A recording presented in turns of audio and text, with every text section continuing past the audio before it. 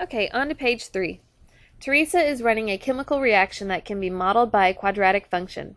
When she begins the reaction, there are 20 grams of sodium chloride present. So as we read through this, I'm actually going to fill in the table as we go. So when she begins at time 0, she has 20 grams of sodium chloride. At 2 minutes, there are 48 grams of sodium chloride present. And at 5 minutes, there are 60 grams of sodium chloride present. And finally, at 8 minutes, there are 37 grams of sodium chloride present. So now that we filled in the table, 14 asks, what is the regression equation S in terms of t rounded to the hundredths place? So again, we're going to need to go over to the calculator so we can use it to find the regression equation. So I'm going to go to my home screen and make a new document, and no to save the old one. So we're starting over. We're going to add lists and spreadsheet to get that information into the calculator.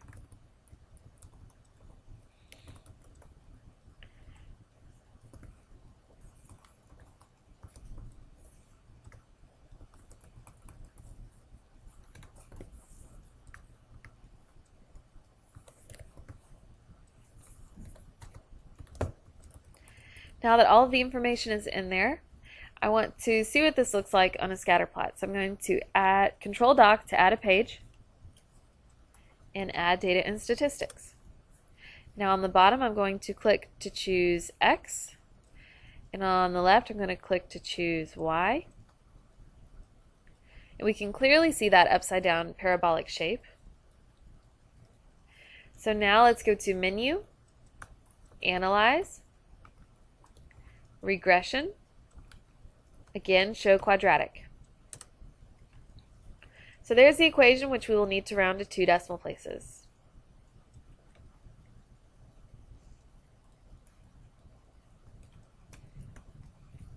So what we get is, if we want to write it S in terms of t, we'll get S equals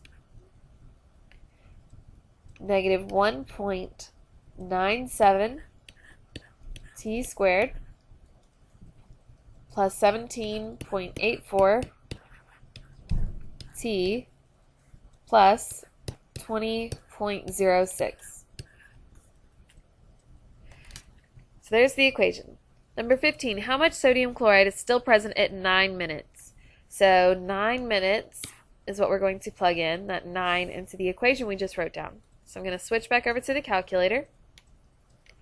And I'm going to add a page. I'm just going to use a calculator. So my equation was negative 1.97. So we're plugging in 9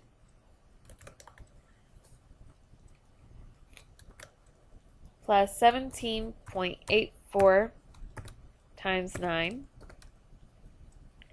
plus 20.06. And we get 21.05. So at 9 minutes, there are 21.05 grams of sodium chloride present. Again, this is a Mrs. Suderman thing that I had done. So to state the domain of this function, for the whole function, it's all real numbers. In the range, let's go back to look at the y values that are involved for this whole graph. So I'm going to add a page again. So Control Doc. I'm going to add a graph. Type in the equation. So negative 1.97. Use an x squared plus 17.84x plus 20.06. Going to zoom out. You can either go to Menu, Window, Zoom, Zoom Out, or you can do like I do, where you click and hold on the axes until the hand closes and then move it in towards the origin to zoom out. So once you see the whole graph, that's about where I'm going to stop. To find the y values involved, I know that they're below this value, so in order to figure out what that value is, I'm going to go to Menu, Analyze, maximum, because this graph opens down. Click on the left and the right, and our largest y value is 60.4. Therefore, our range is y is less than or equal to 60.4.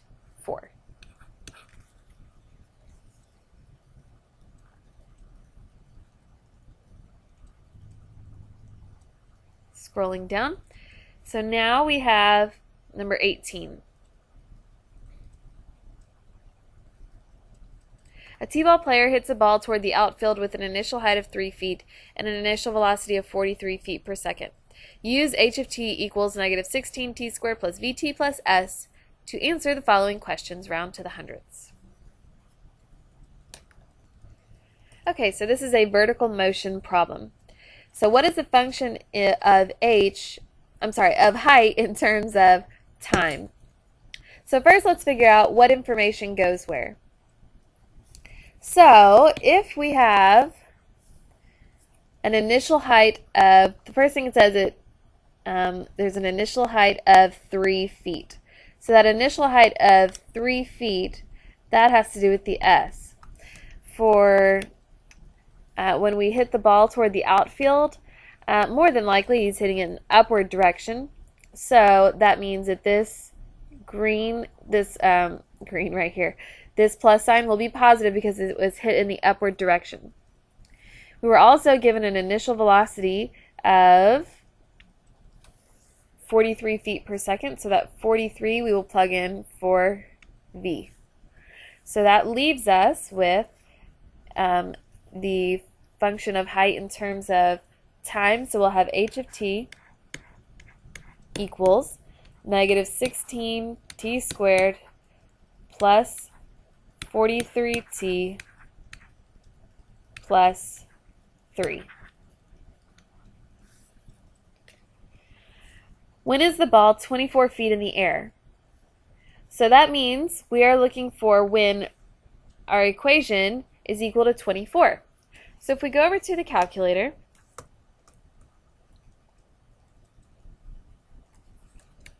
and I'm just going to go to a scratch pad, doesn't really matter, right here, and I'm going to type in the equation that we have.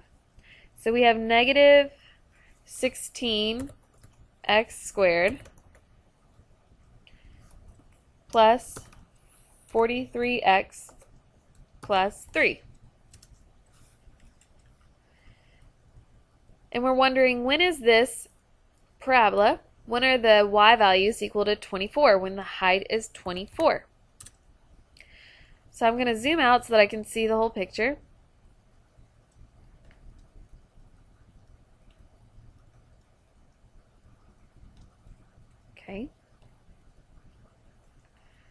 Okay, so if this line is representing a height of 24, I need to find out the intersections of these two graphs so that I can know when, the time value, the x value for those points. So I'm going to go to Analyze Graph, Intersection. There's two times. Once when the ball goes up, and then the other one on the right-hand side is when the ball comes back down. So we have to do this twice.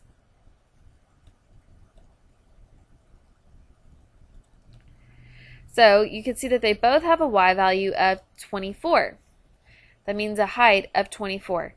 The x values are the times. So there's a height of 24 at these two times, 0.64 seconds and 2.05 seconds. So back to our worksheet, then we'll say that it will be at times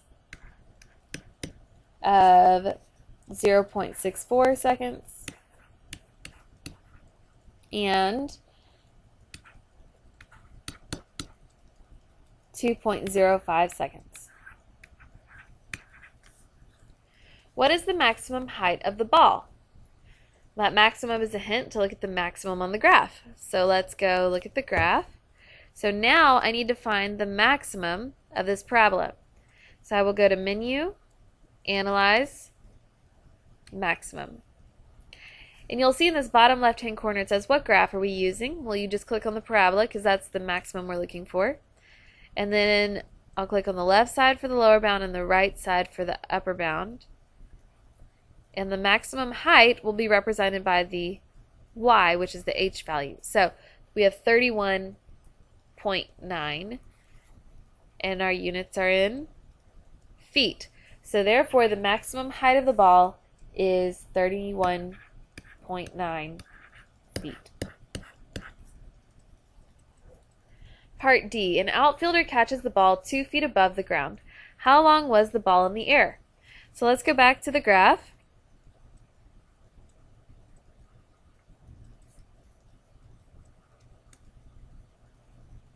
And now we're looking for a height of 2 feet instead of a height of 24 feet. Because if it was caught at 2 feet, then we can stop the parabola at 2 feet and we can know how much time had gone by since the ball had been in the air. So I'm going to put another line of 2. And so the first one, that's not where the ball was caught. It's caught over here. So I'm going to go to Menu, Analyze Graph, Intersection. And you'll see it says, what graph are you using to find the intersection of? Because we have 2 lines and a parabola. So we need to choose the parabola, and it'll say the second graph we're looking at, which is this line. And then I'm going to click on the left and right for this point. So you can see that the height of 2, so there's a 2.71. So there were 2.71 seconds that the ball was in the air before it was caught at a height of 2 feet.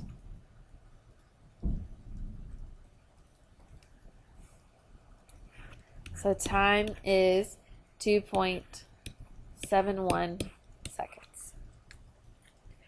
So again, this is a Mrs. Suderman thing, not the other teachers. The domain of this whole function is all real numbers, not just the situation, the whole function.